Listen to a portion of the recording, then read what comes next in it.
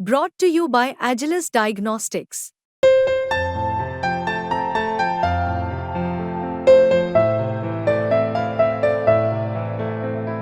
Agilus Diagnostics. दोस्तों, 2 दिन के बाद, आज से 2 दिन के बाद मैं सीएम की कुर्सी से इस्तीफा देने जा रहा हूं।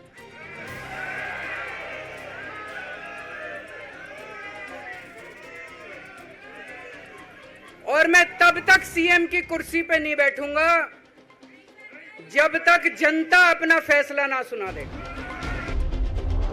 दिल्ली के सीएम अरविंद केजरीवाल ने अचानक ये ऐलान करके सबको चौंका दिया। उन्होंने कहा कि अगले 2 दिन बाद वो सीएम पद से इस्तीफा दे देंगे। इसके साथ ही उन्होंने कहा कि मनीष सिसोदिया भी दिल्ली की कमान नहीं संभालेंगे। ऐसे में सवाल ये उठ रहा है कि आखिर कौन होगा दिल्ली का नया मुख्यमंत्री। सबसे पहले सीएम अरविंद केजरीवाल का वो पूरा बयान सुनिए। दोस्तों, 2 दिन के बाद, आज से 2 दिन के बाद मैं सीएम की कुर्सी से इस्तीफा देने जा रहा हूं।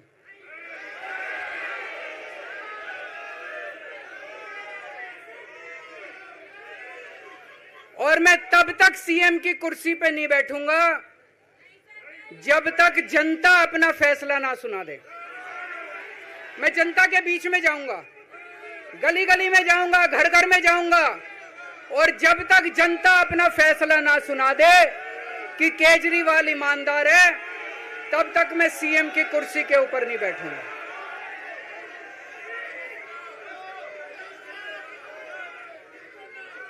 आज से कुछ महीने बाद चुनाव है, दिल्ली के चुनाव है। मैं जनता को निवेदन करना चाहता हूं, अपील करना चाहता हूं, अगर आपको लगता है केजरीवाल ईमानदार है, मेरे पक्ष में वोट दे देना।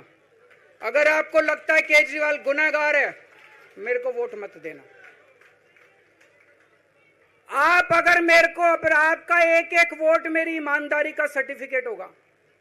अगर आप मेरे को वोट देके जिताओगे और अगर आप कहोगे कि केजरीवाल ईमानदार है, तो चुनाव के बाद, उसके बाद जाके मैं सीएम की कुर्सी पे बैठूंगा। तब तक मैं सीएम की कुर्सी पे नहीं बैठूंगा। सीएम केजरीवाल के इस्तीफे के ऐलान के बाद अब दिल्ली की कुर्सी कौन संभालेगा, ये हर कोई जानना चाहता है।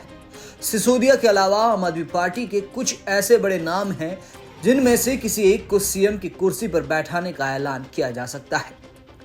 इनमें सीएम केजरीवाल की पत्नी सुनीता केजरीवाल, मंत्री आतिशी मारलेना, सौरभ भारद्वाज, राघव चड्ढा और गोपाल राय हैं। जानकार ये भी कह रहे हैं कि आतिशी मारलेना को कुछ महीने के लिए दिल्ली का नया सीएम बनाया जा सकता है। अब देखना होगा कि नामों में से किसे अगले कुछ महीनों के लिए दिल्ली की कमान सौंपी जाती है। इसके साथ ही केजरीवाल ने दिल्ली में समय से पहले विधानसभा चुनाव कराने की मांग की है। उन्होंने कहा है कि जब तक जनता फैसला नहीं सुना देती कि केजरीवाल ईमानदार है, तब तक वे मुख्यमंत्री पद पर नहीं बैठेंगे। दिल्ली में फरवरी 2025 में विधानसभा चुनाव होने हैं, लेकिन केजरीवाल ने मांग की है कि नवंबर में चुनाव कराया जाए। बीजेपी ने अरविंद केजरीवाल के इस ऐलान को ड्रामा और दिखावा बताया है। देखिए, अरविंद केजरीवाल के इस्तीफे की घोषणा के बाद मुझे 3-4 बातें बहुत स्पष्ट दिख गई हैं। पहला तो अरविंद केजरीवाल को तो कोर्ट ने चीफ मिनिस्टर पद से हटा दिया था, तो ये एक नया ड्रामा है, दिखावा है। चलिए, देर आए लेकिन संविधान के रास्ते पे आए। होना तो ये चाहिए था कि जिस दिन आप जेल जा रहे थे, इस देश के इतिहास में जब भी चीफ मिनिस्टर जेल जाने की नौबत में आया है तो उसने इस्तीफा दिया है ताकि प्रदेश चलता रहे।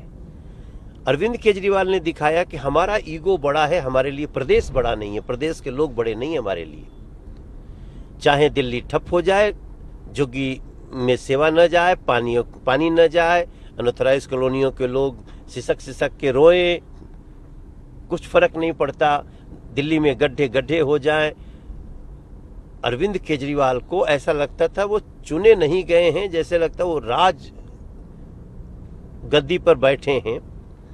तो ये सारे चीजों का आज पटाक्षेप हुआ है। चलो, 2 दिन बाद इस्तीफा होगा, लेकिन ये संविधान की बहुत बड़ी जीत हुई है। संविधान यही कहता था ना कि आप इस्तीफा देना पड़ेगा आपको, और इतने सारे बहस, इतने सारे जिरह के बाद भी कोर्ट ने बेल देने के पहले उनको चीफ मिनिस्टर पद से हटा दिया। आप फाइल नहीं साइन कर सकते, आप ऑफिस नहीं जा सकते चीफ मिनिस्टर ऑफिस, इसका मतलब कि आपको हटा दिया गया। हाँ, बेइज्जत करके हटाया, आपने खुद अपने को बेइज्जत किया। अब जब आपने घोषणा कर दिया है एक विक्टिम कार्ड खेलने के, तो वो माहिर है ना अरविंद केजरीवाल जी, तो वो दिखाएंगे कि देखो देखो मैंने इस्तीफा दिया। इस्तीफा नहीं दिया उन्होंने, ऑलरेडी वो कोर्ट के द्वारा सस्पेंड किए जा चुके हैं। अब जब इस्तीफा भी दे रहे हैं तो 2 दिन का टाइम ले रहे हैं। कुल मिलाकर देखा जाए तो अरविंद केजरीवाल ने दिल्ली की सियासत में नया भूचाल ला दिया है। देखना यह होगा कि आने वाले दिनों में क्या बड़ा ऐलान होने वाला है। न्यूज़ तक ब्यूरो।